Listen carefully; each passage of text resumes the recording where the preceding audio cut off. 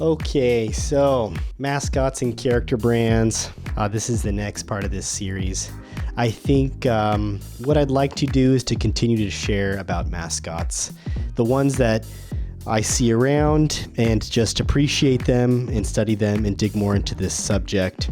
It's a little bit goofy, I realize, to talk about mascots. It's kind of random, but I realize that these things are everywhere. And in studying them, I just see them more and more. I'm also interested, and probably mostly interested, in that intersection of design and art, where character design meets graphic design. So let's explore that a little bit more. I realized that in my last video, I used mascots, brand mascots, character brands, characters, and character mascots. And I'm probably going to use all of those synonymously. Characters as just a general term for anything that is a being living within a brand, you know.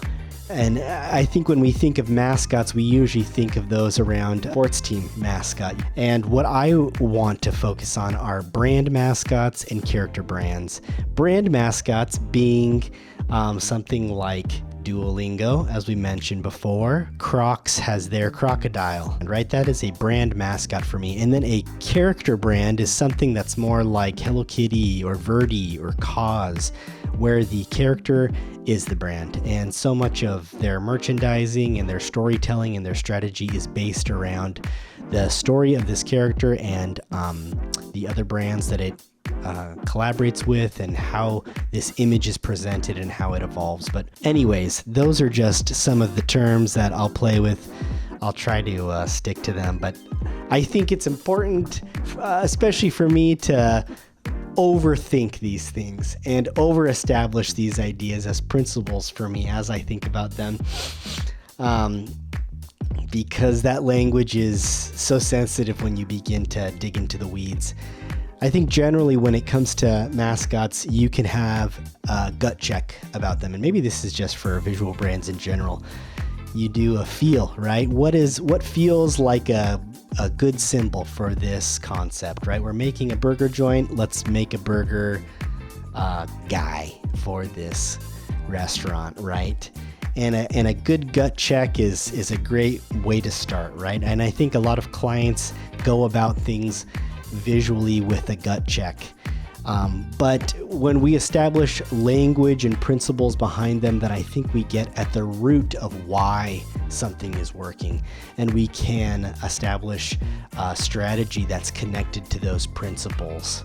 And then it's not just about trends or styles or trying to make something that looks cool and fresh, you know, and pops, but we can understand exactly why it's doing that.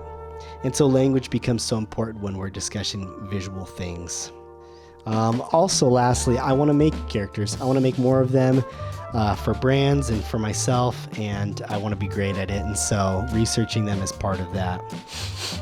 In order to discuss this, I think that what I want to establish are these principles or these categories to define mascots or brand characters and character brands. I think many of these categories sit on a spectrum, and one of those being whether a character brand is an illustrative symbol or more of a character brand, right? And what I mean by that is between the Lacoste alligator versus the Crocs alligator. I would say the Crocs alligator is much more of a brand mascot, and the Lacoste crocodile is a lot more of an illustrative symbol. Or an illustrative symbol would be something that's features a character or an entity in it, a living creature, but there is no story beyond that, right? It doesn't animate necessarily. It doesn't move. It remains a static object. It remains as a symbol. And a character brand or a brand mascot is something that has more of a life, something that's more central and we see moving about the brand, right? Another category that I've seen is realistic versus abstract mascots. Yeah. And I think as we look at that, we can also break those down into subcategories, right? Is it a shape? Is it a human or is it an animal? And I think another thing that we can maybe mix into this, or is its own separate category, is the mascot the product incarnate, right? Is it anthropomorphized or is it something random? If I have a, camera company, is the mascot for the company a camera with legs? Or maybe it's something entirely different. It is a square or it's a rectangle. But I think more importantly, is this the product itself or is it something else? Yeah. In some cases, you want to sell exactly the product. And in some cases, you're trying to sell, an idea. Like, for example, with Duolingo, again, we have learning, language learning and education in general. And encapsulating that idea, you could, have a book. You could have some sort of symbol, if it's math related, you have a number of symbols you can use, but this is a general concept for education. So your character isn't going to be literally an app, that looks like a teacher or something. And so it makes sense that it embodies another idea like an owl, right? A lot of times there is some charm, I think, that comes with having a cartoony mascot. The intent is for something human and something warm to be created. And so we lean into an exaggerated form as opposed to something that is pencil perfect. Another category that I think will help define mascots is, does this character sit central to the visual brand or is it additional? Is it a one-off?